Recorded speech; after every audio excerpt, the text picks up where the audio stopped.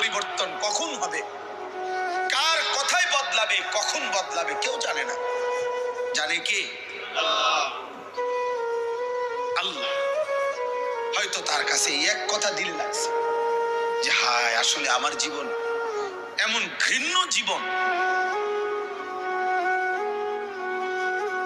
ফুজাইল ইবনে ইয়াস রাহমাতুল্লাহ আলাইহি রাত্রি গভীরে, উনি বড় ডাকাত সর্দার ছিলেন।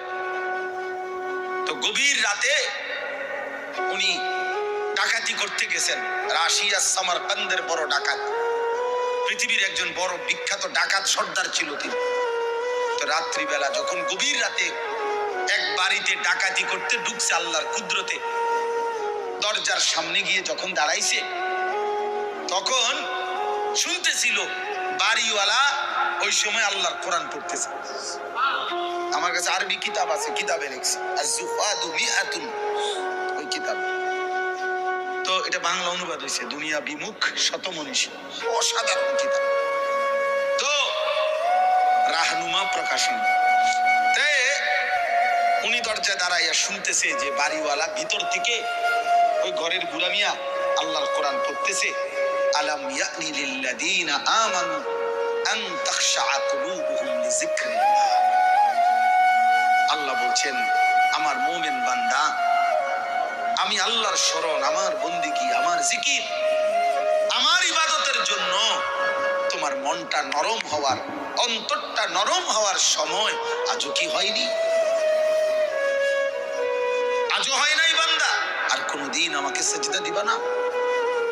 আর কোনদিন আমার নামাজ পড়বা না? তাহলে আর কোনদিন হালাল খাইবা না? আর কোনদিন নারী পর্দা করবা না তুমি? আল্লাহ যেন গাম করে বলে, দিনের পর দিন যে ফজরের নামাজ পড়ে না, আল্লাহ যেন তাকে ডাক দিয়ে বলে বান্দা তাহলে কি আর কোনদিন ফজরের সেজদা দিবা না? প্রতিদিন যে গালিগালাজ করে, আল্লাহ যেন বলে বান্দা তাহলে কি আর কোনদিন এই গুনাহ ছাড়বা না? এভাবেই বলে যাইবা, এভাবেই আমি আল্লাহকে কষ্ট দিবা। তো এই ডাকাত সর্দার ফুজাইল, উনি তখন এই আয়াত হঠাৎ করে গভীর রাতে ওনার এই কথাইটা, উনি তো বুঝছে অর্থ, ওনার কলিজার মধ্যে গভীর রাতের নিস্তব্ধ, চারিদিকে তো ঠান্ডা নীরব, এই এক আয়াত ওনার কলিজা ছিদ্র করে ফেলছে, দিলে লাগছে। উনি পিছন দিকে ফিরে এসে চলে আসছে, বালা ইয়া রাব্বি কাদ আনা, আর চিৎকার করে দুই হাত তুলে বলছে আয় রব, আয় মাওলা, সময় হলো।